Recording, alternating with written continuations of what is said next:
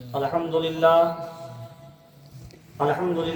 رب العالمين، والصلاة والسلام على سيد الأنبياء والمرسلين.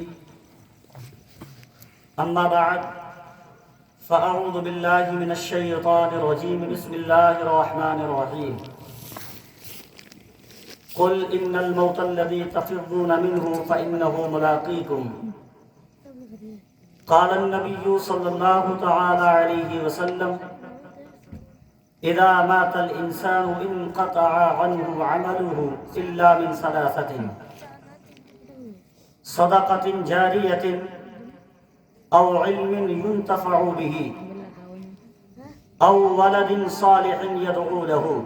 رواه مسلم. صدق الله وصدق رسوله النبي الأمين المبين المتين الكريم، ونحن على ذلك لمن الشاهدين والشاكرين، والحمد للہ رب العالمین. آئیے انتہائی عقیدت و محبت کے ساتھ جی لگا کر اپنی اور ساری کائنات کے مرکز عقیدت مصطفیٰ جان رحمت، شمع بزم ہدایت، نوشہ بزم جنت، ہم غریبوں کے غم گسار، مدینے کے تاجدار جناب احمد مجتبی محمد مصطفیٰ ارواحنا فدا علیہ التحیۃ والثناء کی بارگاہ خاص میں جھوم جھوم کر ہدیہ درود و سلام پیش کریں. پڑے بابا سے بلند اللہم صلی علی سیدنا مولانا محمد وسلم صلو علیہ صلاۃ و سلام علیک یا رسول اللہ صلی اللہ تعالی علیہ وسلم. اللہ جل وعلا کی حمد و ثناء اور اس کے پیارے حبیب صلی اللہ تعالی علیہ وسلم کی بارگاہ ناز میں ہدیہ خلوص و محبت پیش کرنے کے بعد جملہ سامعین محتشم و مکرم، السلام علیکم ورحمۃ اللہ وبرکاتہ. وعلیکم السلام ورحمۃ اللہ وبرکاتہ. معزز سامعین سامعات، آپ کافی وقت سے ذکر اللہ اور ذکر رسول سن رہے ہیں. بڑی اچھی اچھی تقاریر، عمدہ نعت و مناقب الحمدللہ رب العالمین آپ نے سماعت کیے. ٹھنڈ کا موسم ہے، وقت بھی کافی ہو رہا ہے، وقت کے دامن میں اتنی گنجائش نہیں ہے کہ میں کسی لمبی گفتگو کا آغاز کروں. ابھی میں نے جو آپ کے سامنے قرآن کی آیت کریمہ تلاوت کی ہے اور مسلم شریف کی ایک حدیث پاک پڑھی ہے، اسی کے حوالے سے چند باتیں گوش گزار کر کے اپنی گفتگو کو ختم کرنے کی کوشش کروں گا. اللہ پاک کی بارگاہ میں دعا گو ہوں مولا تبارک و تعالی ہمیں حق بولنے کی، حق پر عمل کرنے کی توفیق عطا فرمائے. اور جس شخصیت کے حوالے سے آج کی ہماری یہ نورانی، عرفانی اور حقانی محفل سجی ہوئی ہے، ان کے لیے بھی دعا کر لیں. پروردگارہ مرحوم صالح صاحب کے غریق رحمت فرمائے، ان کے لیے اپنی جوار رحمت میں جگہ نصیب فرمائے، اور ان کی قبر کو بقائے نور بنائے. پروردگار عالم تو ان کی قبر کو تا حد نظر کشادگی عطا فرمائے، اور سب پسماندگان کو، اہل خانہ کو، ان کی اہلیہ کو، ان کے بچوں کو، تمام تر یہاں پر حاضرین و حاضرات کو صبر و تحمل کی توفیق عطا فرمائے. حضرات گرامی وقار، بڑی شاندار گفتگو، بہت ہی نادر و نایاب خطاب آپ نے امام صاحب قبلہ سے ملاحظہ کیا. شعلہ انگیز بیان. میں یہ سمجھتا ہوں کہ ہر بیماری کا علاج اور ہر مرض کی دوا آپ نے حضرت سے لے لی ہے، تو میں اپنی گفتگو کو صرف قرآن و حدیث کی روشنی میں ہی ختم کرنے کی کوشش کروں گا. قرآن کریم کے 28ویں پارے سورہ منافقون کی آیت کریمہ جو میں نے آپ کے سامنے پڑھی ہے، اللہ پاک ارشاد فرماتا ہے: قل ان الموت الذي تفرون منه فإنه ملاقيكم ثم تردون إلى عالم الغيب والشهادة فَيُنَبِّئُكُم بِمَا كُنتُم تَعْمَلُونَ۔ اے محبوب آپ فرما دیجئے ان الموت الذی تفرون منہ، بے شک یہ موت جس سے تم راہ فرار اختیار کرتے ہو، جس سے تم بھاگتے ہو، بچنا چاہتے ہو، اللہ پاک قرآن کریم میں فرماتا ہے فَإِنَّهُ مُلَاقِيكُمْ، تم بھاگو مت کیونکہ یہ تم کو آ کر ہی رہے گی، تم سے ملاقات کر کے رہے گی۔ بات یاد رکھیے میرے عزیزوں، جس نے زندگی کا لطف اٹھایا ہے، جس نے ماں کی آغوش میں سانسیں لی ہیں، تو اسے قبر کی آغوش میں بھی لمحے گزارنے پڑیں گے۔ بے شک بے شک۔ جس نے ماں کی آغوش میں نرم و نازک بستر پر رہ کر زندگی گزاری ہے، تو اسے جو ہے میرے عزیزوں قبر کی آغوش میں بھی جانا پڑے گا، جہاں نہ کوئی بستر ہے، جہاں نہ کوئی بچھونا ہے، وہاں پر آپ کے اعمال کا بچھونا ہوگا، آپ کے کرتوتوں کا بچھونا ہوگا۔ بے شک۔ آپ کے کرتوت کیا ہیں، آپ کے اعمال کیا ہیں؟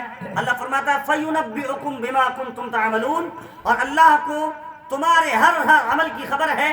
وہ تم کو جب تم قبر میں جاؤ گے، موت جب تم سے ملاقات کرنے لگے گی، تو اللہ تم کو آگاہ فرما دے گا اور تم کو بتا دے گا کہ دنیا میں تم نے کون کون سے کام کیے۔ حضرات گرامی، اس آیت کریمہ کا شان نزول یہ ہے، بنی اسرائیل یعنی یہودی، ان کا دعویٰ یہ تھا، اللہ تبارک و تعالیٰ نے ان کے دعوے کو قرآن کریم میں بیان فرمایا۔ یہ دعویٰ کیا کرتے تھے نحن ابناء اللہ و احبہ، ہم اللہ کے بندے ہیں اور اس کے پسندیدہ بندے ہیں۔ اور دوسری طرف ان کا ایک یہ بھی قول تھا یود احدہم لو یعمر من 1000 سنہ، اللہ نے فرمایا ان میں سے ایک گروہ یہ چاہتا ہے کاش اس کی زندگی 1000 سال کی ہو جائے۔ یہ دو متضاد باتیں جب بنی اسرائیلیوں سے سرزد ہوئی، تو اللہ تبارک و تعالیٰ نے فرمایا اے محبوب آپ ان سے فرمائیے، یہ کہتے ہیں نا کہ ہم اللہ کے پسندیدہ بندے ہیں، ہم اللہ کے پسندیدہ بندے، بلکہ یہ تو بنی اسرائیل یہاں تک کہتے تھے کہ ہم اللہ کے اتنے پسندیدہ بندے ہیں کہ ہم مریں گے تو سیدھے جنت میں چلے جائیں گے، ہمارا جب خاتمہ ہوگا تو ہم سیدھے ڈائریکٹلی جنت میں چلے جائیں گے، ہم سے حساب کتاب نہیں ہوگا۔ اور تم میں سے اگر کوئی جنت میں جانا چاہتا ہے تو بنی اسرائیلی یہ کہا کرتے تھے کہ تم ہماری پیروی کرو، ہماری پیروی کرنے کے تو پہلے اللہ تمہیں بھی جنت میں داخل کر دے گا۔ یہ ان کا کہنا باطل تھا، جھوٹ تھا، فریب تھا۔ اللہ تبارک و تعالیٰ نے اسی فریب کو کھولنے کے لیے، اسی دھوکے کو دنیا والوں کے سامنے کھول کے پیش کرنے کے لیے بیان فرمایا، لوگوں اگر یہ اللہ کے پسندیدہ بندے ہیں، اگر یہ اللہ کے برگزیدہ بندے ہیں، اگر یہ اللہ کے محبوب بندے ہیں، اگر ڈائریکٹلی مرنے کے بعد یہ جنت میں چلے جائیں گے، تو انہیں دنیا میں رہنے کی جو آرزو پال رہے ہیں، یہ کہتے ہیں یود احدہم لیعمر من معمر 1000 سنہ، کہ کاش ان کو 1000 سال کی زندگی مل جائے۔ یہ دو جو ہے متضاد باتیں ہیں، یہ دو اپوزٹ باتیں کرتے ہیں۔ اللہ تبارک و تعالیٰ نے ان کے اسی جو ہے فریب کو کھولا اور قرآن میں فرمایا محبوب آپ فرما دیجئے یہ اللہ کے برگزیدہ نہیں ہے، یہ اللہ کے پسندیدہ نہیں ہے، بلکہ اللہ کا پسندیدہ بندہ تو وہ ہوگا جو ہمیشہ موت کی تیاری کرتا ہوا نظر آئے گا، موت جس کی نظروں کے سامنے ہوگی۔ فرمایا قل ان الموت الذی تفرون منہ، اے محبوب آپ ان سے فرما دیجئے کہ جس موت سے تم بھاگتے ہو، راہ فرار اختیار کرتے ہو، اس سے تم بھاگ نہیں سکتے۔ قرآن کریم کے 5ویں پارے میں اللہ پاک نے فرمایا اینما تکونوا یدرککم الموت، تم چاہے جہاں رہ جاؤ، چاہے 7 تالوں میں بند ہو جاؤ، اللہ نے فرمایا یدرککم الموت، موت تم سے ملاقات کرے، موت آنی ہے، موت سے کسی کو چھٹکارا نہیں ہے۔ حضرات گرامی، امام حسن بصری رضی اللہ تعالیٰ عنہ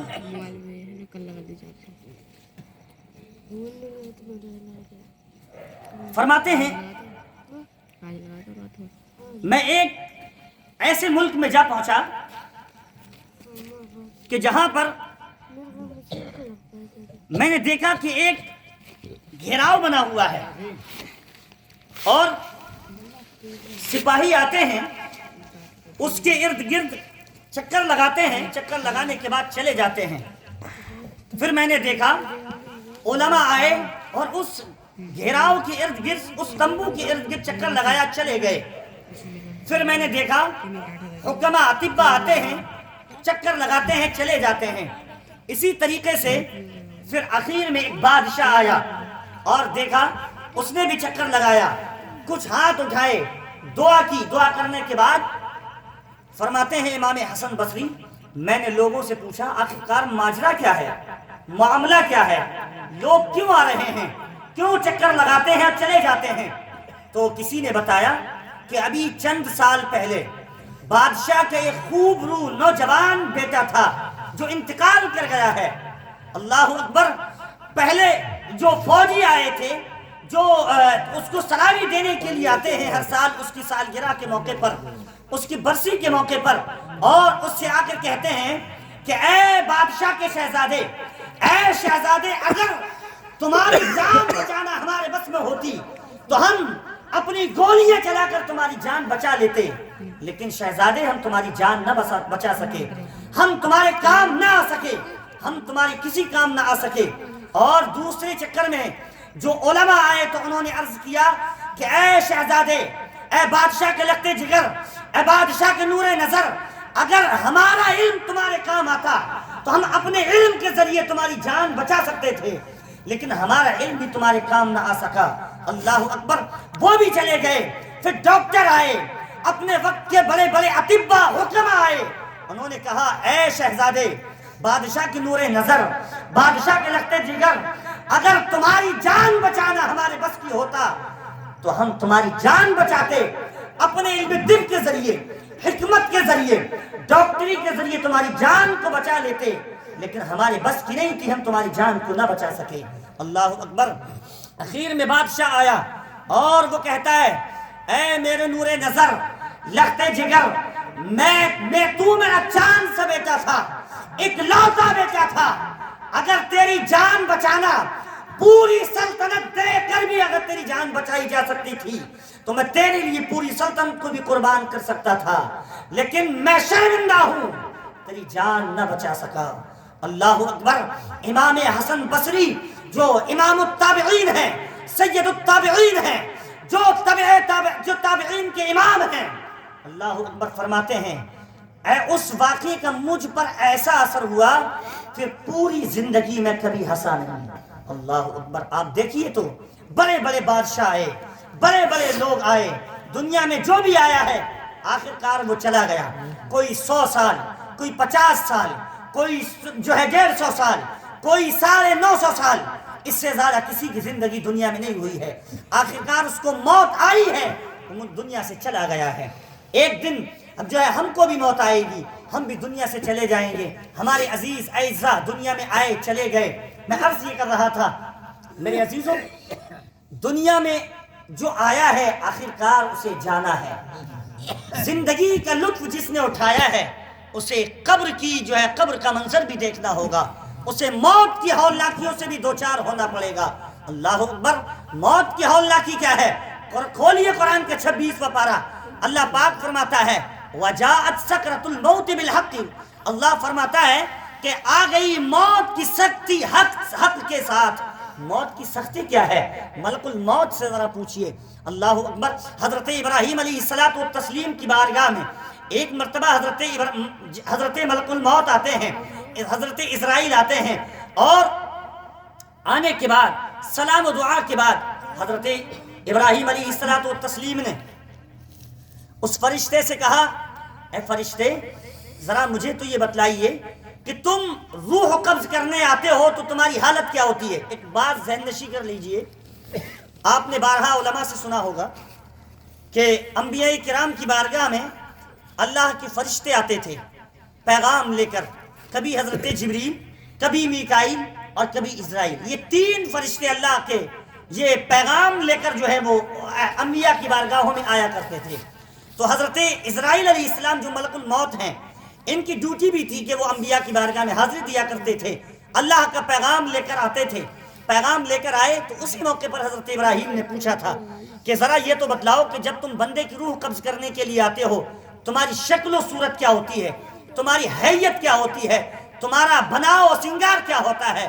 تو حضرت اسرائیل علیہ السلام نے کہا، اے اللہ کے پیارے خلیل، اے اللہ کے پیارے نبی، اگر میں نے اپنی اصلی شکل جو میں روح قبض کرنے کی حالت میں آتا ہوں وہ آپ کو دکھا دی تو آپ تاب نہ لا سکیں گے، آپ برداشت نہ کر سکیں گے۔ اللہ اکبر۔ حضرت ابراہیم علیہ السلام نے کہا، ذرا بتلائیے تو میں برداشت کرنے کی کوشش کروں گا۔ اللہ اکبر۔ حضرت اسرائیل علیہ السلام نے کہا، آپ اپنا چہرہ پھیر لیجئے۔ اللہ اکبر۔ حضرت اسرائیل علیہ السلام نے جب کہا آپ اپنا چہرہ پھیر لیجئے، ابراہیم نے اپنا چہرہ پھیرا، دوسری جانب اپنا رخ کیا۔ اب دیکھتے کیا ہیں، جیسے ہی آپ نے چہرہ پھیرا، حضرت اسرائیل علیہ السلام جو ابھی ایک اچھی خاصی شکل میں موجود تھے، ایک ایسی ڈراؤنی شکل تھی، اللہ اکبر، کتابوں کے پنوں میں لکھا ہے، تاریخ کے پنے گواہ ہیں، اللہ اکبر، مؤرخ نے لکھا ہے کہ حضرت ابراہیم علیہ السلام وہ ڈراؤنی شکل دیکھ کر زمین پر گر گئے۔ اللہ اکبر۔ اللہ کا پیارا خلیل، برگزیدہ نبی جو حضور علیہ السلام کا جد امجد ہے، جس کو اللہ تبارک و تعالیٰ نے اپنا دوست کہا ہے، جس کو اللہ نے اپنا خلیل کہا ہے، جب حضرت ملک الموت کی اصلی شکل دیکھتے ہیں تو آپ بے ہوش ہو جاتے ہیں، تاب نہیں لا پاتے ہیں۔ اللہ اکبر۔ ڈراؤنی شکل کیسی تھی اس کو بھی ذرا ملاحظہ کیجئے۔ فرماتے ہیں کہ ان کی شکل ایسی تھی کہ زمین سے آسمان تک ایسا جو ہے وہ کالا چہرہ تھا، سیاہ چہرہ تھا، دانت نکیلے نکلے ہوئے تھے۔ اللہ اکبر۔ کہ ایک نبی، ایک پیغمبر، ایک رسول، جو صرف رسول نہیں ہے، جو صرف پیغمبر نہیں ہے، جو اولو العزم پیغمبر ہے، جو اولو العزم نبی ہے، اللہ اکبر، جو حضور کے جد امجد ہے، وہ حضرت ملک الموت علیہ السلام کی ڈراؤنی شکل دیکھ کر تاب نہ لا سکے اور بے ہوش ہو کر گر گئے۔ جب بے ہوشی سے افاقہ ہوا تو حضرت ابراہیم علیہ السلام نے فرمایا، اے ملک الموت، کیا ہر انسان کے پاس تم اسی شکل میں آتے ہو؟ تو فرمایا، نہیں، میں اس شکل میں کافر کی روح قبض کرنے کے لیے آتا ہوں یا گناہگار کی روح قبض کرنے کے لیے آتا ہوں۔ تو حضرت ابراہیم علیہ السلام نے فرمایا، پھر مسلمان کی روح، ایمان والے کی روح کس حالت میں قبض کرتے ہو؟ تو حضرت ابراہیم علیہ السلام سے پھر کہا ملک الموت نے کہ اپنا چہرہ دوسری جانب کیجئے۔ جب آپ نے اپنا چہرہ دوسری جانب کیا، میرے عزیزوں، تو آپ دیکھتے کیا ہیں، وہی ڈراؤنی شکل ایک خوبصورت، خوب روح جوان میں تبدیل ہو جاتی ہے، اور دیکھتے کیا ہیں، ایک بہترین لباس میں ملبوس ایک انسان کھڑا ہے، خوشبو آ رہی ہے، چہرے سے نور کی شعاعیں پھوٹ رہی ہیں۔ آپ فرماتے ہیں، اللہ اکبر، کیا آپ اسی شکل میں، اسی حیت میں، اسی حالت میں، اسی کنڈیشن میں ایمان والے کی روح کو قبض کرتے ہو؟ تو ملک الموت نے کہا، ہاں، میں اسی حالت میں ایمان والی کی روح کو قبض کرتا ہوں۔ تو حضرت ابراہیم علیہ السلام نے فرمایا کہ اگر کسی کافر کو، کسی گناہگار کو اور کوئی سزا نہ بھی دی جائے تو اگر وہ تمہاری ڈراؤنی شکل دیکھ لے تو اس کی سزا کے لیے تمہاری ڈراؤنی شکل ہی کافی ہے۔ اور ایمان والے کو اگر جنت کی کوئی دوسری نعمت نہ بھی ملے، اللہ تبارک و تعالی اسے کوئی دوسری نعمت نہ بھی عطا کرے، تب بھی یہی نعمت عظمیٰ کافی ہے کہ تمہاری یہ خوبصورت شکل کو دیکھ لے اس کے ایمان کی۔ تو یہ ہے وجاءت سکرۃ الموت بالحق ذالک ما کنت منہ تحید۔ اللہ اکبر۔ موت کی سختیاں کیا ہوتی ہیں آپ ذرا ملاحظہ کیجیے۔ حضرت عیسیٰ علیہ السلام، میں تفسیر پڑھ رہا ہوں، میں کسی اور دوسری کتاب سے صرف واقعہ آپ کو بیان نہیں کر رہا ہوں۔ تفسیر امام قرطبی علیہ الرحمٰن نے تفسیر قرطبی کے اندر اس واقعے کو نقل فرمایا ہے، اسی آیت کریمہ کے تحت۔ فرماتے ہیں کہ حضرت عیسیٰ علیہ الصلوۃ والتسلیم جب بنی اسرائیل میں پہنچے، اپنے دین کی تبلیغ کی، دین کو پھیلانے کی کوشش کی اور اللہ کے احکامات لوگوں تک پہنچائے۔ بنی اسرائیل ایسی ناہنجار قوم تھی، ایسی نالائق قوم تھی کہ نبیوں کو بھی یہ نہ سمجھتے تھے، نبیوں کا بھی ادب و احترام نہ تھا، بلکہ حضرت عیسیٰ علیہ السلام سے مطالبہ کیا کہ اگر واقعی تم روح اللہ ہو، اللہ کی روح ہو، اللہ کی جانب سے تمہارے اندر روح پھونکی گئی ہے، تو آپ ہمیں کوئی ایسا واقعہ بتائیے، ایسا کوئی معجزہ دکھائیے جس سے ہم آپ کو نبی سمجھیں اور آپ کی نبوت کو تسلیم کریں۔ تو حضرت عیسیٰ روح اللہ نے کہا کہ اللہ تبارک و تعالیٰ نے مجھے ایک ایسا معجزہ عطا فرمایا ہے کہ میں اگر کسی مردے کو اشارہ کر دوں، اس کے حق میں دعا کر دوں، تو اللہ تبارک و تعالیٰ میری دعا سے اس مردے کو زندہ فرما دیا کرتا ہے۔ بول دیجئے سبحان اللہ۔ اللہ تبارک و تعالیٰ نے حضرت عیسیٰ علیہ السلام اور تسلیم کو وہ کمال، وہ معجزہ، وہ مقام عطا فرمایا تھا۔ آپ کو وہ مقام عطا فرمایا تھا کہ آپ کسی بیمار پر ہاتھ رکھ دیتے تھے تو وہ شفا یاب ہو جایا کرتا تھا۔ سبحان اللہ۔ کسی گول والے کے جسم پر آپ ہاتھ پھیر دیا کرتے تھے تو سبحان اللہ وہ اچھا ہو جایا کرتا تھا، اور کسی نابینا کی آنکھوں پر ہاتھ پھیر دیا کرتے تھے تو اللہ تبارک و تعالیٰ اسے بینائی عطا فرما دیا۔ یہ ہے حضرت عیسیٰ علیہ السلام۔ تو آپ کی قوم نے کہا کوئی معجزہ دکھائیے۔ آپ نے فرمایا میں اللہ کا نبی ہوں، روح اللہ ہوں، میں اگر اشارہ کر دوں، میں دعا کر دوں تو مردہ بھی زندہ ہو جایا کرتا ہے۔ آپ نے کہا، پھر آپ سے قوم نے کہا کہ آج سے تقریباً 4000 سال پہلے، کتنے سال پہلے؟ 4000 سال پہلے سام بن نوح کی اولاد میں سے آپ کی توجہ کو میں ذرا اس طرف بھی مبذول کرانا چاہتا ہوں۔ یہ نوح کون ہیں؟ ان کو اب ثانی کہا جاتا ہے، یعنی یہ اب اول حضرت آدم علیہ نبینا علیہ الصلوۃ والتسلیم ہیں۔ اب ثانی یعنی دوسرے باپ حضرت نوح علیہ السلام ہیں۔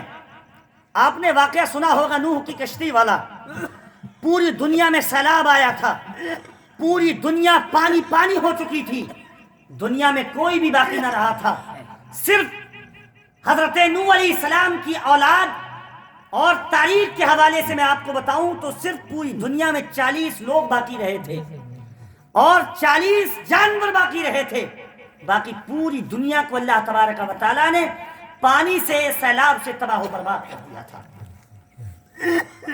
انہی 40 میں سے بھی کسی کی نسل نہ چلی، صرف سام بن نوح کی اولاد چلی ہے۔ یہ حضرت عیسیٰ علیہ الصلوۃ والتسلیم سے 4000 سال پہلے کے ہیں۔ حضرت سام بن نوح، ان کے حوالے سے اور زیادہ تفصیل میں آپ کو بتانا نہیں چاہتا کیونکہ وقت میرے پاس زیادہ نہیں ہے۔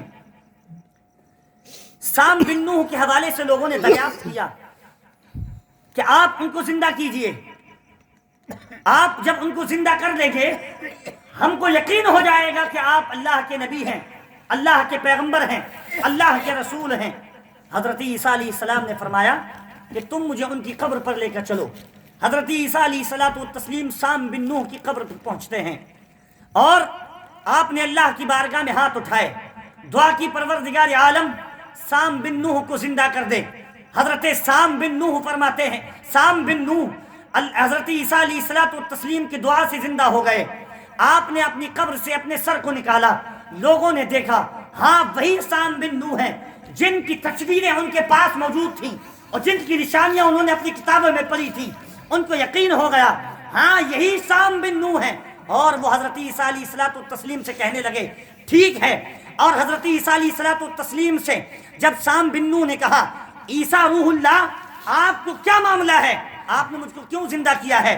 مجھے یہ لگا تھا شاید قیامت برپا ہو گئی ہے، اب میدان حشر کے لیے اٹھایا جا رہا ہے، اسی لیے میرے یہ کالے بال تھے ابھی اسی غم میں سفید ہو گئے ہیں۔ اللہ اکبر۔ قیامت کا خوف قیامت کا غم اتنا زیادہ تھا اس انسان کو جو آج سے ہزاروں سال پہلے، تقریباً حضرت عیسیٰ علیہ الصلوۃ والتسلیم کو 2000 سال ہو چکے ہیں، اور 4000 سال پہلے وہ 6000 سال پہلے کا انسان جو دنیا سے جا چکا، اسے قیامت جب عیسیٰ علیہ السلام نے ان کو دوبارہ زندہ کیا تو جب وہ اٹھے تو ان کو غم اس بات کا ہوا، انہیں ایسا لگا کہ شاید قیامت آ گئی ہے، قیامت کی میدان حشر کے لیے دوبارہ اٹھایا جا رہا ہے، اسی غم میں کہ اب اللہ کی بارگاہ میں پیشی ہوگی، حساب و کتاب ہوگا، اللہ کی بارگاہ میں کیسے حساب دوں گا، اسی غم میں ان کے کالے بال سفید ہو گئے۔ اللہ اکبر۔ اور فرمایا حضرت عیسیٰ علیہ السلام نے ان سے پوچھا کہ موت کی سختی کے بارے میں بتائیے، موت کے بارے میں ذرا بتائیے کہ آپ کو قبر میں کیسے حالات ہیں، آپ کے کیا آپ پر گزر رہی ہے۔ حضرت سام بن نوح نے کہا اے اللہ کے نبی، آپ اللہ کی بارگاہ میں صرف ایک دعا اور کر دینا کہ مولا تبارک و تعالی مجھ پر موت طاری نہ فرمائے، کیونکہ جب مجھ پر موت طاری ہوئی تھی 4000 سال کا زمانہ گزر چکا ہے، لیکن ابھی بھی میں موت کی گرمی کو محسوس کر رہا ہوں، میں موت کی سختی کو محسوس کر رہا ہوں۔ اللہ اکبر۔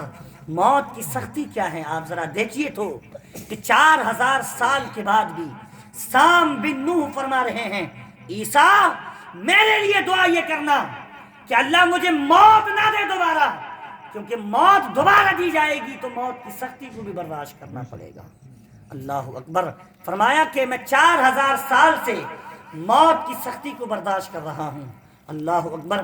میرے عزیزوں ایک مرتبہ درود پاک اور پڑھ کر سنائیے۔ اللهم صل على اللهم صل على سيدنا سيدنا ومولانا محمد وبارك وسلم صلوا عليه صلاة وسلام عليك يا رسول اللہ صلی اللہ علیہ وسلم۔ یقیناً ہمیں اور آپ کو سب کو دنیا سے جانا ہے اور لمیٹڈ ٹائم ہم کو دیا گیا ہے، ہمارے پاس جو ہے ایک مقرر وقت ہے، جس وقت میں ہم آئے ہیں آنے کا وقت بھی ہمارے پاس مقرر ہے، جانے کا وقت بھی ہمارے پاس مقرر ہے۔ جب ہماری موت کا وقت آئے گا قرآن نے صاف اعلان کر دیا وَلَن يُؤَخِّرَ اللَّهُ نَفْسًا إِذَا جَاءَ أَجَلُهَا وَاللَّهُ خَبِيرٌ بِمَا تَعْمَلُونَ۔ جب کسی جان کے جانے کا وقت آتا ہے تو اللہ تبارک و تعالی اسے ایک لمحے کی بھی مہلت نہیں دیتا ہے، وَاللَّهُ خَبِيرٌ بِمَا تَعْمَلُونَ، اور اللہ کو تمہارے اعمال کی، تمہاری کرتوتوں کی خبر ہے۔ بے شک۔ حضرات گرامی، اب عقل مند انسان وہی ہے جو اپنے جانے کی تیاری میں لگا رہے۔ مولانا روم کی ایک مثنوی مجھے یاد آ رہی ہے، مثنوی کا ایک شعر، اس کی تشریح مجھے یاد آ رہی ہے۔ مولانا روم فرماتے ہیں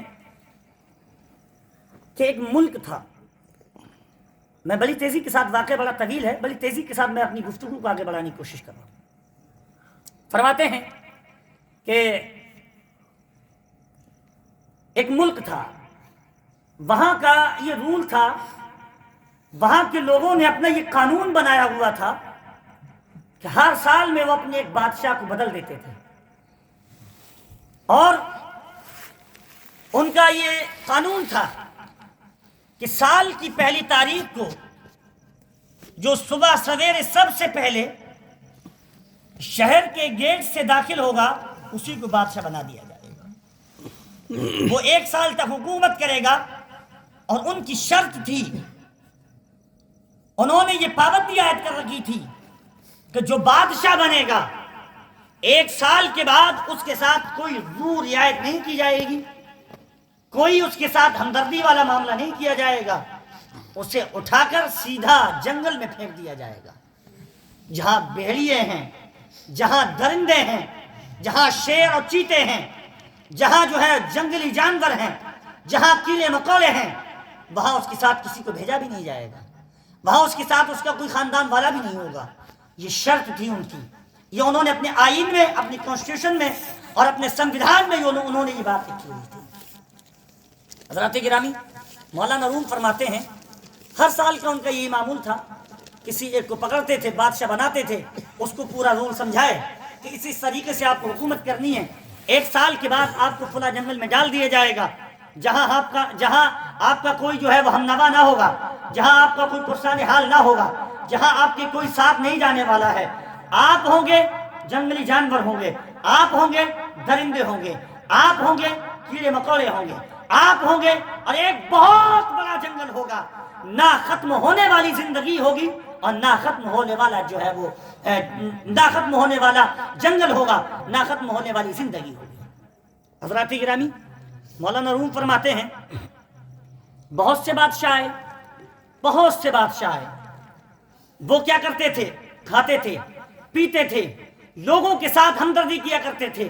شاید لوگوں کو جو ہے وہ رحم آ جائے، جب ایک سال پورا ہو تو ایک سال کی اور مہلت دے دیں۔ تو اسی طریقے سے جو بادشاہ آتے تھے لوگوں کو منانے کی کوشش کرتے تھے، اپنی رعایت کو خوش کرنے کی کوشش کرتے تھے۔ ان کو خوش کرنے کے چکر میں ایک سال ہوتا تھا، لیکن رعایا اپنی بات کی پابند تھی، اپنے بات کی پابند تھی، مقرر تھی۔ وہ کسی کی روح رعایت نہیں کرتے تھے کہ ہمارے ساتھ تم نے سال بھر کیا برتاؤ کیا، ہمیں ہمارا ادھیکار دیا کہ نہیں، اس بات کی انہیں کوئی پرواہ نہیں تھی۔ جب ایک سال پوری ہو جاتی تھی، بغیر کسی روح رعایت کے، بغیر کسی محبت اور مودت کے، بغیر کسی ہمدردی کے اس کو اٹھاتے تھے اور جنگل میں پھینک دیتے تھے۔ لیکن مولانا روم فرماتے ہیں ایک بادشاہ آیا، بڑا عقل مند بادشاہ تھا۔ فرماتے ہیں کہ وہ آیا، اس سے لوگوں نے اپنی شرطیں رکھی، انہوں نے کہا ٹھیک ہے آپ کی شرطیں منظور ہیں۔ جب اس کو بادشاہ بنایا گیا تو ڈے ون سے ہی، پہلے ہی دن سے ہی اس نے اعلان کر دیا کہ جس جنگل میں مجھ کو تم پھینک کر آنے والے ہو، جہاں مجھے ایک سال کے بعد اپنی پوری زندگی گزارنی ہے، میں بادشاہ ہوں، میرا حکم ماننا تم سب کی ذمہ داری ہے۔ میں تم کو حکم دیتا ہوں کہ اسی جنگل میں جاؤ، اس کی صفائی کرو، اس میں محلات بناؤ، اس میں ایک عالیشان گھر بناؤ، اس میں باغات تیار کرو، اور اس میں جو کیڑے مکوڑے ہیں ان کو ختم کرو، شیروں کو قید کر دو، درندوں کو قید کر دو، اور وہاں پر جو خطرات ہیں ان کو سب کو مٹا دو۔ حضرات گرامی، بڑا عقل مند بادشاہ تھا۔ پوری رعایا کو اس نے کسی کام پر نہیں لگایا، ان کی خوشامد نہیں کی، ان کی روح رعایت نہیں کی، بلکہ پوری رعایا کو اس نے جنگل صاف کرانے کے لیے لگا دیا۔ مولانا روم فرماتے ہیں یہ کسی دنیا والے ملک کا یہ واقعہ اور قصہ نہیں ہے، فرماتے ہیں یہ قصہ ہے ایک انسان کا۔ جب انسان دنیا میں آتا ہے تو جب بچہ ہمارے یہاں پیدا ہوتا ہے بڑی خوشیاں منائی جاتی ہیں، اس کو پوری بادشاہوں والا ٹریٹ دیا جاتا ہے، بادشاہوں والی اس کی زندگی ہوتی ہے، لگژری لائف۔ چچا اس کو ہاتھوں ہاتھ گود میں لیتا ہے، کبھی پھپھو کھلا رہی ہوتی ہیں، کبھی دادی کھلا رہی ہوتی ہیں، کبھی محلے والے اس کو لے رہے ہوتے ہیں، اور جو ہے بڑی محبت سے سب اس کو رکھتے ہیں۔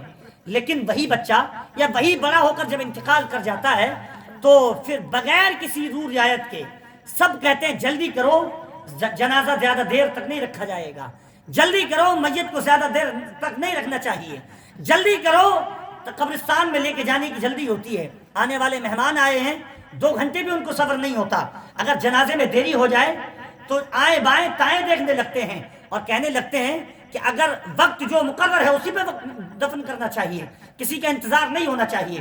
میرے عزیزو، سب اب دیکھ اس کو جو ہے بغیر کسی روح رعایت کے، حالانکہ باپ بڑی محبت کرتا ہے اپنے بیٹے سے، ماں بڑی محبت کرتی ہے اپنی اولاد سے، اولاد بڑی محبت کرتی ہے اپنی باپ سے، اپنے دادا سے، اور اپنے رشتہ داروں سے، اپنے اعزاء سے، سب بڑی محبت کرتے ہیں۔ لیکن جب اس کو قبرستان میں لے جانے کی باری آتی ہے، جب اس کو جنگل میں پھینک آنے کی باری آتی ہے، جب اس کو 10 من مٹی کے نیچے دفن کرنے کی باری آتی ہے، تو کوئی روح رعایت نہیں کرتا، کوئی محبت نہیں دکھاتا، کوئی مودت نہیں دکھاتا، بغیر کسی روح رعایت کے اس کو لے جایا جاتا ہے اور قبرستان میں دفن کر دیتے ہیں۔ مولانا روم فرماتے ہیں وہ بے وقوف ہیں جو دنیا والوں کو منانے کے چکر میں لگے رہتے ہیں، ان کی خوشامد کرتے ہیں اور اپنے اللہ کو بھول جاتے ہیں، قبر کو بھول جاتے ہیں، آخرت کو بھول جاتے ہیں۔ عقل مند وہ ہے، جیسے عقل مند بادشاہ وہ تھا جو جس نے اپنی رعایا کی روح رعایت نہیں کی، اپنی رعایت کو خوش کرنے کے چکر میں نہیں رہا، بلکہ اس نے اپنی آخرت جس میں اس کو رہنا تھا 1 سال کے بعد، اس جنگل کی تیاری کی، اس کی صفائی کرائی، رعایا کو اس میں لگا دیا، مولانا روم فرماتے ہیں عقل مند انسان وہ ہے، دانا وہ ہے، اور جو ہے میرے عزیزوں بڑی عقل و دانش والا وہ ہے جو پوری زندگی اللہ اور رسول کی یاد میں گزارتا ہے، قبر کی یاد میں گزارتا ہے، آخرت کی یاد میں گزارتا ہے، اور دنیا والوں کی رو رعایت نہیں کرتا کہ دنیا والے کیا کہیں گے۔ اگر میں نماز پڑھتا رہوں گا، کام نہیں کروں گا، تو دنیا والے کہیں گے نماز پڑھتا رہتا ہے، کام نہیں دیکھتا۔ حالانکہ اللہ نے قرآن میں فرما دیا کہ والآخرۃ خیر لمن اتقی، اللہ نے فرمایا ہے کہ رزق کی ذمہ داری ہماری ہے، رزق کی ذمہ داری ہماری ہے، ہم تمہاری اولاد کو بھی رزق دیں گے، تمہیں بھی رزق دیں گے، تم نماز کی پابندی تو کرو، تم میرے ذکر کی پابندی تو کرو۔ اللہ نے قرآن کریم میں صاف لفظوں میں فرما دیا۔ پھر بھی ہمیں فکر یہ ہوتی ہے کہ اگر ہر وقت اللہ کا ذکر کرتے رہیں گے، نماز ہی پڑھتے رہیں گے، تو کام کس وقت کریں گے، کمائیں گے کب، اور جو ہے ذریعہ معاش کب اختیار کریں گے؟ میرے عزیزو، اسلام ذریعہ معاش اختیار کرنے کی منائی نہیں کرتا، اسلام کمانے کے لیے منائی نہیں کرتا، بلکہ خوب کمائیے، اتنا کمائیے کہ آپ کی کمائی آپ کی 7 پشتیں کھائیں۔ لیکن ایک بات یاد رکھیے، اسلام حلال کمائی کی آزادی دیتا ہے۔ اسلام دوسروں کے مال مار کر، نمازیں چھوڑ کر اور خدا و رسول سے غافل ہو کر مال کمانے کی اجازت نہیں دیتا، بلکہ اسلام تو کہتا ہے مال خوب کماؤ، صبح سویرے فجر میں اٹھ جاؤ، کام پہ لگ جاؤ، فجر کی نماز پڑھو، کام پہ لگ جاؤ، 9 بجے کام پہ مت بیٹھو، 8 بجے تک سو کر اٹھو۔ اسلام یہ نہیں کہتا، بلکہ اسلام تو کہتا ہے فجر میں اٹھو، نماز پڑھو، اللہ کا ذکر کرو، قرآن کی تلاوت کرو، کام میں لگ جاؤ۔ اور میرا یقین کہتا ہے، میرا یقین اور وجدان کہتا ہے کہ وہ لوگ جو نماز فجر پڑھنے کے بعد اپنے کاروبار میں لگتے ہیں، تو اللہ تبارک و تعالیٰ ان کے کاروبار میں برکتیں عطا فرماتا ہے۔ بے شک، سبحان اللہ سبحان اللہ۔ وافر مال کا اکٹھا ہو جانا، بہت زیادہ لاکھوں کروڑوں کا بینک بیلنس جمع ہو جانا، یہ برکت نہیں ہے۔ برکت یہ ہے کہ آپ کے اکاؤنٹ میں 10,000 روپے ہوں اور سال میں آپ کبھی بیمار بھی نہ پڑیں۔ بے شک، برکت یہ ہے کہ آپ پر کبھی کوئی مقدمہ بھی نہ چلے۔ برکت یہ ہے کہ آپ کو کوئی بیماری نہ لگے۔ برکت یہ ہے کہ آپ کمائیں 500 روپے، لیکن آپ حلال کمائیں اور حرام کی طرف آپ کی نظر بھی نہ اٹھے، یہ ہے برکت۔ آپ اس طریقے سے کمائیے، انشاءاللہ تبارک و تعالیٰ تھوڑے میں بھی اللہ تبارک و تعالیٰ اتنی برکت ڈال دے گا کہ جو زیادہ کماتے ہیں ان سے کہیں زیادہ آپ کا تھوڑا جو ہے بہت زیادہ ہوگا۔ حضرات گرامی، تو عقل مند انسان وہ ہے جو آنے والی زندگی کی تیاری کرتا ہے نا؟ ہم اور آپ ہماری زندگی دو حصوں پر مشتمل ہے۔ ایک ہماری زندگی کا حصہ ہے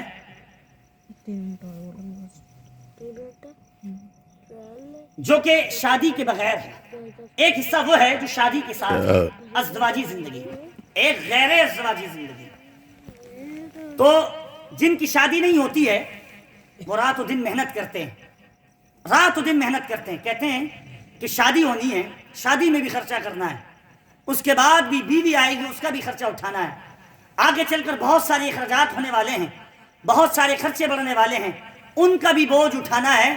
اس لیے وہ پہلے ہی جو ہے وہ رات و دن محنت، مشقت، اوور ٹائم، نائٹ ڈیوٹی سب کچھ کرتا ہے۔ کون سی زندگی کے لیے؟ ازدواجی زندگی کے لیے، تاکہ وہ زندگی اس کی خوشگوار گزرے۔ بیوی جب اس کے گھر میں آئے تو اچھا پہنے، اچھا کھائے، کوئی شکایت نہ ہو، کسی دوسرے کی آنے والی بچی کو ایک اچھا لائف سٹائل دے سکے، ایک اچھی زندگی پرووائڈ کرا سکے۔ اسی لیے ایک نوجوان رات دن محنت و مشقت کرتا ہے۔ میرے عزیزوں، ہمیں بھی چاہیے کہ یہ ایک 60 سالہ زندگی، یہ 50 سالہ زندگی، یہ 40 سالہ زندگی، اس زندگی کے بعد ایک ایسی زندگی شروع ہونے والی ہے جو ختم ہونے والی نہیں ہے، جس کا کوئی کنارہ نہیں ہے، جو ہمیشہ ہمیش کی زندگی ہے۔ اس زندگی کے لیے ہم کتنی محنت کر رہے ہیں؟ کون سی رات اٹھ کر ہم اللہ اور رسول کا ذکر کرتے ہیں؟ کس رات میں اٹھ کر ہم نے نماز تہجد ادا کی ہے؟ کس رات میں اٹھ کر ہم نے نماز عشاء کی پابندی کی ہے؟ میرے عزیزوں، ہم کو یہ بھی سوچنا پڑے گا۔ ہم ازدواجی زندگی صرف 10 20 50 سال کی زندگی کے لیے رات اور دن محنت کرتے ہیں، ہمیشہ ہمیش کی زندگی کے لیے جو آخرت کی زندگی ہے، جس کی زندگی کا کوئی کنارہ نہیں ہے، اس کے لیے ہم نے کون سی محنت کی؟ कौन सी तैयारी की, इस पे भी सोचना पड़ेगा। एक मकान खरीदने के लिए मैं आपसे सुभान अल्लाह कहलवा कर जन्नत आपके नाम नहीं कराना चाहता। मैं इस बात का आदी नहीं हूं कि मैं कहूं कह दो सुभान अल्लाह जन्नत आपके नाम, नहीं मेरे अजीजों, है ना। आप अपने गांव में रोड पर अगर जमीन लेंगे, ठीक है, नॉर्मल कमाने वाले हैं, ठीक है, 500 रुपए कमाने वाले हैं, तो पूरी जिंदगी गुजर जाएगी। यकीन के साथ कहता हूं आप रोड पर जमीन नहीं खरीद सकते। तो क्या अल्लाह की जन्नत इतनी सस्ती है कि आप सुभान अल्लाह सिर्फ कह देंगे तो आपको जन्नत मिल जाएगी? नहीं। 5 वक्त की पाबंदी, हलाल रिस्क, ये अपनी जिंदगी में शामिल कर लीजिए तो इंशाअल्लाह तबारक व तआला आपकी जिंदगी भी बदल जाएगी और आपकी आखिरत भी समझ। तो जन्नत इतनी आसान नहीं है, जन्नत इतनी सस्ती नहीं है मेरे अजीजों। जन्नत में अगर जाना है तो जन्नत के लिए हम एक दुनिया में प्लाट खरीदने के लिए रात दिन मेहनत करते हैं, और जन्नत में घर बनाने के लिए सिर्फ बस ये समझते हैं कि 10 रुपए किसी फकीर को दे दो काम हो गया। नहीं मेरे अजीजों, बड़ी मेहनत है। अल्लाह की जन्नत बड़ी कीमती चीज है, और ऐसी चीज है कि अल्लाह ने हदीस पाक में, हदीस कुर्सी है कि जन्नत की नेमतें तो ऐसी हैं कि जिनको न किसी आंख ने देखा न किसी कान ने उनके बारे में सुना है। तो दुनिया की नेमतें खरीदने के लिए, दुनिया की जमीन खरीदने के लिए, एक छोटा सा 100 गज का प्लाट खरीदने के लिए हमें इतनी मेहनत करनी पड़ रही है, तो क्या जन्नत इतनी आसानी से मिल जाएगी? नहीं, इसके लिए भी मेहनत करना पड़ेगी। और ये मेहनत कोई ज्यादा मुश्किल नहीं है। ला युकल्लिफुल्लाहु नफ्सन इल्ला वुसअहा। मैं बारहा कहता हूँ, अल्लाह ने जो बंदों पर अहकाम नाजिल फरमाए हैं वो कोई मुश्किल नहीं है। बंदा अगर चाहे तो इनको आसानी से कर सकता है, और एक नहीं बल्कि अल्लाह के हजारों बंदों ने करके दिखाया है। दुनिया भी कमाई है और आखिरत भी कमाई है, और वही कामयाब हुए हैं जो दुनिया भी कमाते हैं और आखिरत भी कमाते हैं। जो सिर्फ दुनिया में लगे हुए हैं वो खसारे में हैं। उन्हीं इंसानों के लिए कुरान करीम की 30वें पारे में अल्लाह ने फरमाया, वल अस्र इन्नल इंसान लफी खुस्र। जमाने की कसम, बेशक इंसान खसारे में है, दिन ब दिन घाटे में है, दिन ब दिन जो है वो नुकसान उठाने वाला है। लेकिन फरमाया इल्लल्लज़ीना आमनू व अमिलुस सालिहात, मगर वो जो अच्छे काम करते हैं, जो अच्छे अमल करने वाले हैं, वो खसारे में नहीं हैं, वो नुकसान में नहीं हैं, वो तो यहाँ भी कामयाब हैं, इंशाअल्लाह आखिरत में भी कामयाब होंगे, कब्र में भी कामयाब होंगे, हश्र में भी कामयाब होंगे। हज़रात गिरामी, बस जो हदीस मैंने आपके सामने पढ़ी है उसका तर्जमा अपनी गुफ्तगू खत्म। अल्लाह के रसूल सल्लल्लाहु तआला अलैहि वसल्लम ने फरमाया, इज़ा मातल इंसान इनक़तअ अन्हु अमलुहु। जब इंसान दुनिया से जाता है, दुनिया से चला जाता है, इनक़तअ अन्हु अमलुहु, अब वो कोई काम नहीं कर सकता।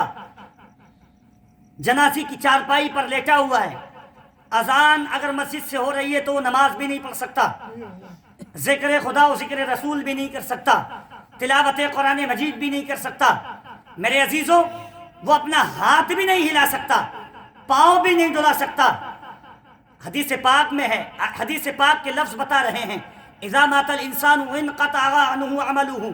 जब इंसान मर जाता है, इंसान से, अच्छा मौत क्या है जरा इसको समझ लेते हैं पहले। मातल इंसान, माता यमूत मौत, मौत है क्या? मौत किस चिड़िया का नाम है?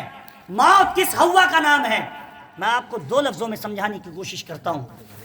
किसी अक्लमंद ने कहा था कि मौत इख्तिलाफ का नाम है, इख्तिलाफु बैन रूह वल जसद, जिस्म और रूह के इख्तिलाफ का नाम मौत है।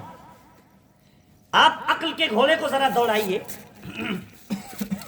जब इंसान मर जाता है, जिस्म हमारे सामने पड़ा हुआ होता है, रूह के हवाले से तमाम तर मुहक्किकीन का इजमा है कि कभी नहीं मरती, इसको कभी मौत नहीं आती, ये कभी नहीं मर सकती।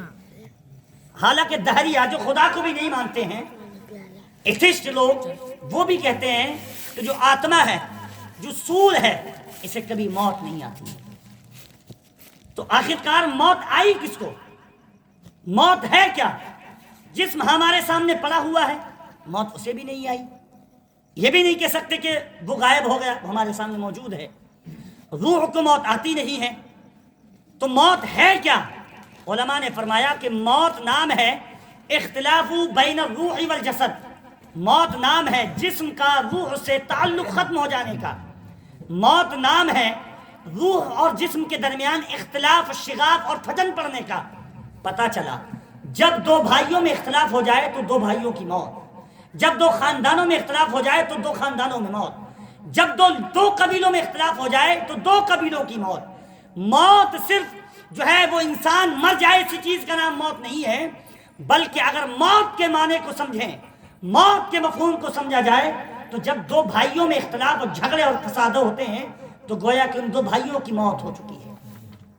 دو خاندانوں کے درمیان فساد برپا ہو جائے اور آپس میں شقاق پڑ جائے، فجن پیدا ہو جائے، جدائی کی پیدا ہو جائے، تو سمجھ جائیے کہ وہ دونوں خاندان مر چکے ہیں، وہ مردہ ہیں، کیونکہ موت کسی اور چڑیا کا نام نہیں ہے، موت نام ہے اختلاف کا۔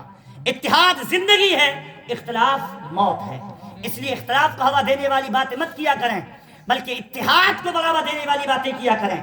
آج کل ماحول یہ ہے کہ لوگ جو ہیں وہ بھائیوں کو بھلانے کی باتیں کرتے ہیں، بھائیوں کو آپس میں لڑانے کی باتیں کرتے ہیں، بھائیوں کو جدا کرنے کی باتیں کرتے ہیں۔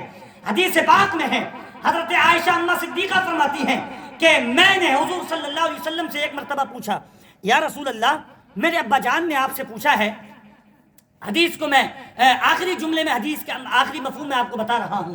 حضرت اماں عائشہ فرماتی ہیں کہ میں نے حضور صلی اللہ علیہ وسلم سے اپنے بجان کے کہنے کے مطابق پوچھا، یا رسول اللہ بتائیے نا کہ آپ جب معراج کی رات گئے تھے تو اللہ تبارک و تعالیٰ سے آپ کی کون سی راز و نیاز کی باتیں ہوئی تھیں، پروردگار عالم سے آپ کی کون سی ایسے باتیں ہوئی تھیں جو باتیں آپ نے کسی کو نہیں بتائی ہیں، ابو بکر کو بھی نہیں بتائی ہیں، اپنے یار غار کو بھی نہیں بتائی ہیں؟ حضور علیہ الصلوۃ والتسلیم نے فرمایا، میں نے اللہ سے جو راز و نیاز کی باتیں کی ان میں سے ایک بات یہ تھی کہ جو دو دلوں کو جوڑ دے گا اللہ تبارک و تعالیٰ اس کے تمام گناہوں کو بخش دے گا۔ اور جب یہ خوشخبری لے کر حضرت اماں عائشہ اپنے والد گرامی کے پاس آتی ہیں تو حضرت ابوبکر صدیق رضی اللہ تعالیٰ عنہ رونے لگتے ہیں۔ رونے کا سبب دریافت کیا کہ آپ کو تو خوش ہونا چاہیے، ایک خوشخبری ہے کہ دو دلوں کو جوڑنے کا کام کرنے والے کو اللہ تبارک و تعالیٰ جنت نصیب فرمائے گا، جنت عطا فرمائے گا، ان کے گناہوں کو بخش دے گا، اس میں تو آپ کو خوش ہونا چاہیے، آپ رو رہے ہیں۔ حضرت ابوبکر صدیق رضی اللہ تعالیٰ عنہ نے فرمایا، آج 22 تاریخ ہے، آج ان کا یوم وصال ہے۔ اللہ اکبر! کون ابوبکر صدیق ہے جن کا مقام اور مرتبہ یہ ہے جو انبیاء کے بعد سب سے افضل مقام والے ہیں؟ سبحان اللہ! ابوبکر صدیق رضی اللہ تعالیٰ عنہ نبیوں کے بعد فرشتوں میں رسول پیغمبر جو فرشتے گزرے ہیں ان کے بعد سب سے بڑا مقام اور مرتبہ کسی کا ہے تو ابوبکر صدیق رضی اللہ تعالیٰ سبحان اللہ۔ فرماتے ہیں وہ رونے لگے۔ آپ سے پوچھا کہ آپ رو کیوں رہے ہیں؟ تو آپ نے فرمایا کہ تمہارے ذہن کی پرواز جہاں تک کام کرتی ہے اس سے آگے بڑھ کر ابوبکر کی ذہن کی پرواز کام کرتی ہے۔ فرمایا تم نے تو یہ خوشخبری سنی کہ جو دو ٹوٹے ہوئے دلوں کو جوڑنے کا کام کرے گا اللہ تبارک و تعالیٰ اسے جنت عطا فرمائے گا، لیکن اس کا دوسرا پہلو بھی تو دیکھو، جو جڑے ہوئے دلوں کو توڑ دے گا اللہ تبارک و تعالیٰ اسے جہنم میں ڈال دے گا۔ میں نے اس پہلو کو دیکھا اور اس پہلو پر غور کیا تو میں رونے لگا۔ اللہ اکبر! آج مسلمانوں میں بہت سارے لوگ ایسے ہیں جو آپس میں لڑانے کی باتیں کرتے ہیں، آپس میں ایک دوسرے کو جو ہے وہ لڑانے بھڑانے کی باتیں کرتے ہیں۔ میرے عزیزوں، ان سے آپ دور رہا کریں۔ اور آپ کو میں نے وعید بھی سنائی کہ جو دو جڑے ہوئے دلوں کو، دو بھائیوں کو لڑانے کی کوشش کرے گا یا ان کو لڑائے گا، جدائی پیدا کر دے گا تو یقیناً اس کا ٹھکانہ جہنم بن جائے گا۔ تو میں عرض یہ کر رہا تھا کہ بہرکیف یہ زندگی فانی ہے، یہاں سے ہمیں اور آپ کو سب کو جانا ہے۔ حضور نے فرمایا، میں عرض یہ کر رہا تھا کہ موت کس چیز کا نام ہے؟ موت اختلاف کا نام ہے۔ چلیے اب وہی حدیث پاک پر چلتے ہیں۔ اذا مات الانسان انقطع عنہ عملہ، جب انسان دنیا سے چلا جاتا ہے اس کا عمل بند ہو جاتا ہے، کوئی کام نہیں کر سکتا۔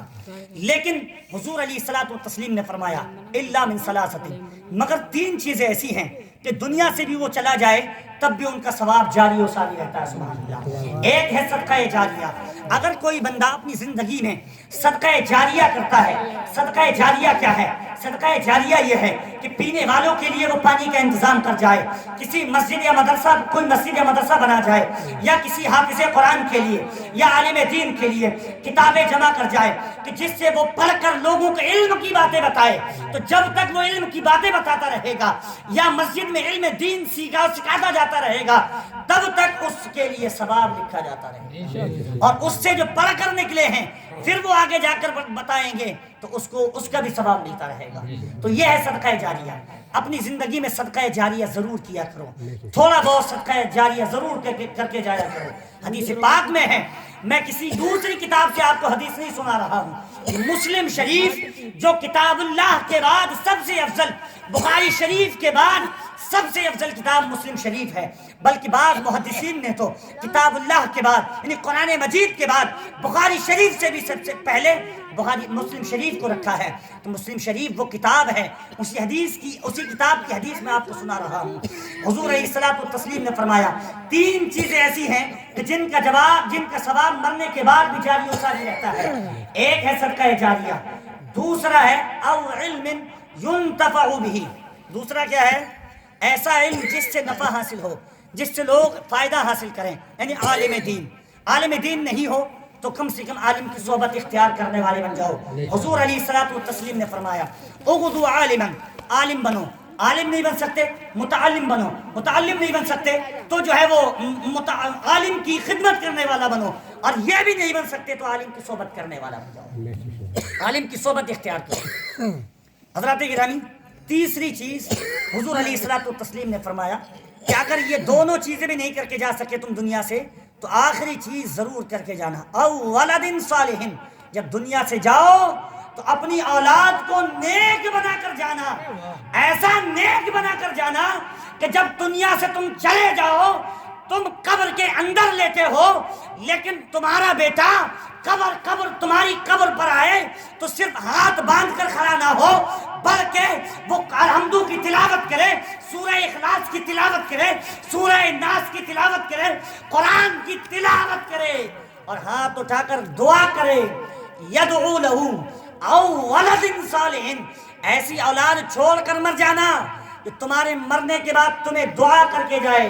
حضور علیہ الصلوۃ والتسلیم نے فرمایا پھر اس کا ثواب ختم نہیں ہوتا بلکہ تا قیامت جاری و ساری رہتا ہے، کیونکہ اولاد جب تک زندہ رہے گی وہ ان کے لیے دعائیں کرتی رہے گی، پھر ان کی اولاد آئے گی وہ ان کے لیے دعائیں کرے گی، یہ سرکل پورا یہ سائیکل یوں ہی چلتی رہتی ہے۔ اور پہلے والے مردے کے لیے جس نے اپنی اولاد کو ایسا چھوڑا تھا کہ وہ اس کے لیے دعائیں مغفرت کر سکتی تھی، تو اللہ کے فضل سے اس کو بھی ثواب ملتا رہے گا، اور اس کی جو نسل سے آنے والی اولاد ہوں گی اگر وہ اس جو ہے وہ مرحلے کی ہوں گی، یعنی وہ دعا کر سکتی ہیں، یدعو لہو کہ وہ اس کے لیے دعا کریں یا دعا کرائیں، دونوں معنی اس کے بنتے ہیں، تو رسول حدیث پاک کے مطابق اس کا ثواب جاری و ساری رہتا ہے، موت کے بعد بھی بند نہیں ہوتا ہے۔ اللہ کی بارگاہ میں دعا کریں کہ پروردگار عالم ہمیں ان 3 باتوں میں سے تینوں پر عمل کی توفیق عطا فرمائے۔